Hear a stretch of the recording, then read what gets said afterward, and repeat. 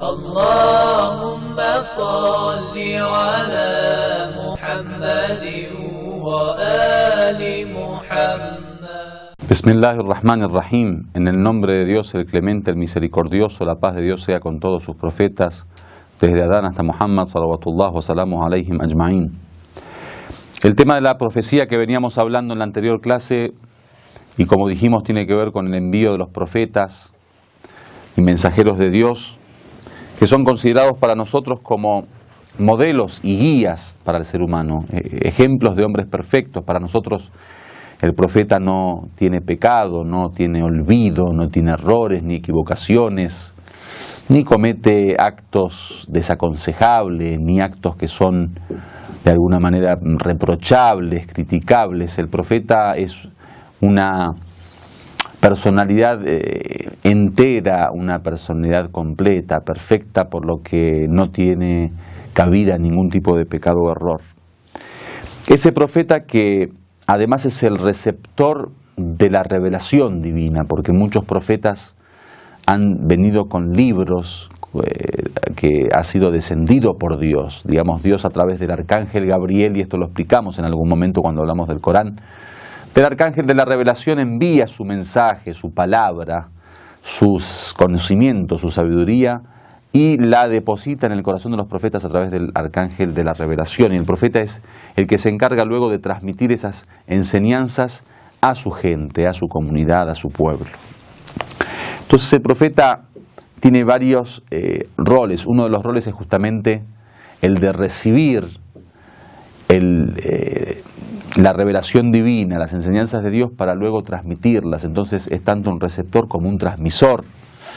El profeta tiene también la obligación de actuar según las enseñanzas coránicas. Entonces no solo conoce la ciencia de Dios, sino que la practica al pie de la letra, la practica de la mejor manera. De hecho, tenemos en las narraciones que el profeta, por ejemplo, tenía ciertas obligaciones que para los musulmanes no eran obligaciones, y que para él era así una obligación, como por ejemplo puede ser el Salatul Layl o el rezo de la noche.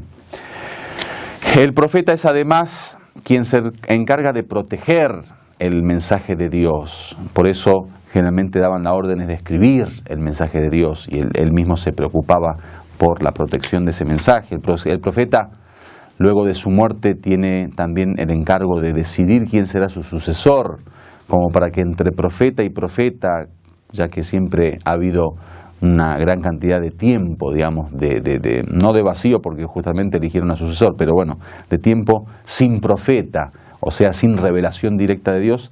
Y en ese tiempo, justamente la teoría profética es que elegían a los ausiyá, a los herederos, a los testamentarios, a los imames, a los que tenían, digamos, el mismo estatus de conocimiento, de sabiduría, de práctica, de taqwa, de piedad, de temor a Dios. Tenían el mismo nivel de creencia que los profetas, pero obviamente sin ser ellos profetas.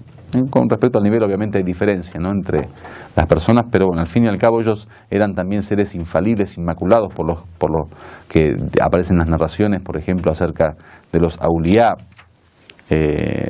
por lo menos en el tema de aquellos que eran elegidos por los profetas. En fin. Entonces, tenemos narraciones que hablan justamente de esto, para que no uno piense que es una cuestión de imaginación o un simple razonamiento teórico. No, en los mismos hadices aparece, el imam Ali, por ejemplo, dice: "Kullama mada minhum salaf, qama minhum bidinillah, khalaf hatta afdat karamatullah subhanahu wa ta'ala ila Muhammad". Dice, por ejemplo, cada vez que alguien, digamos, moría de los profetas anteriores, entonces otros profetas posteriores comenzaban a enderezar, digamos, a cumplir con esta religión, de tal modo que así se iban pasando el mensaje uno a uno, hasta que Dios, con su honra, digamos, transmitió este mensaje a Muhammad, salawatullah, al profeta, salawatullah wa salamuhu alayhi. Entonces, la filosofía de la profecía es justamente que la tierra no puede estar exenta de un profeta, de un enviado, un mensajero, que es el hombre perfecto y el modelo.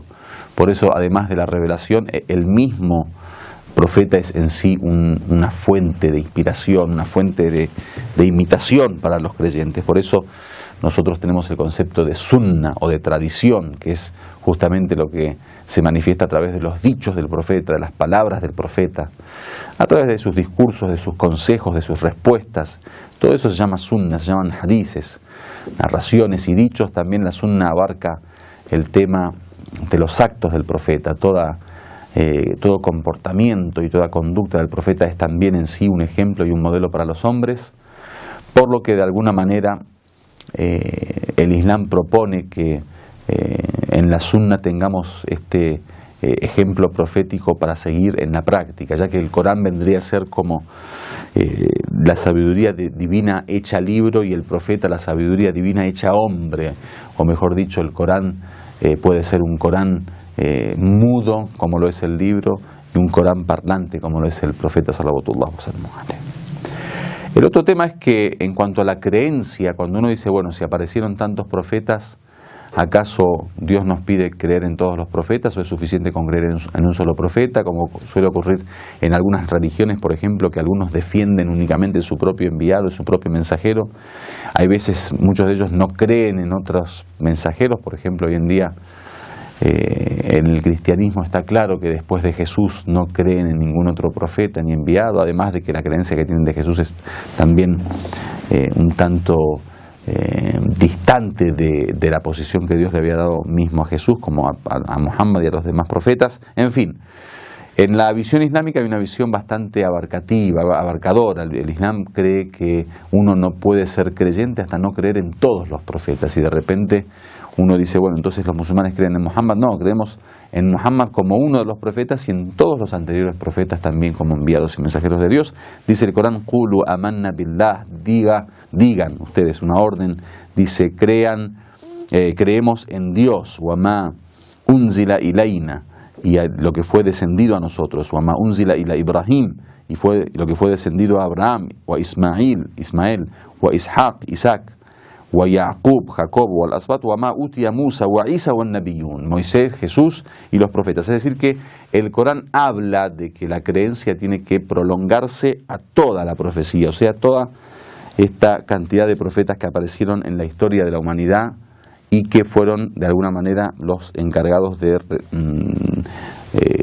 transmitir la revelación divina. O por ejemplo en la ley que dice, innal ladina yakfuruna billah wa rusulihi, dice aquellos que no creen o que, digamos, tratan de ocultar la creencia en Dios, los que no creen, los incrédulos en Dios y en sus profetas, وَيُرِدُونَ أَن يُفَرِّقُوا بَيْنَ اللَّهِ وَرُسُلِهِ, y quieren hacer división entre Dios y sus profetas, وَيَقُولُونَ نُؤْمِنُ بِبَعْضٍ وَنَكْفُرُ بِبَعْضٍ, dice a ellos, nosotros creemos en algunos y dejamos algunos, o creemos en algunos y no creemos en algunos. أُولَئِكَ هُمُ الْكَافِرُونَ حَقًّا, dice, esos son los verdaderos incrédulos. Aquel que no cree en un grupo de profetas es un incrédulo, porque Dios envió a todos los profetas para guiar a los hombres, y uno necesita creer también en todos los profetas para poder de alguna manera ser creyente. El Imam Sadiq alayhi salam dice, i'lamu annahu law ankara rajul Isa ibn Maryam wa aqarra biman siwah min ar-rusul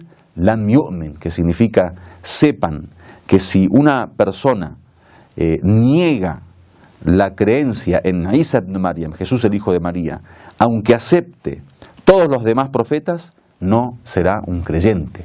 Es decir, que nosotros los musulmanes, para ser musulmanes, tenemos que creer en Jesús, tenemos que creer en Moisés y en todos los profetas anteriores. Walhamdulillahi Rabbil Alamin.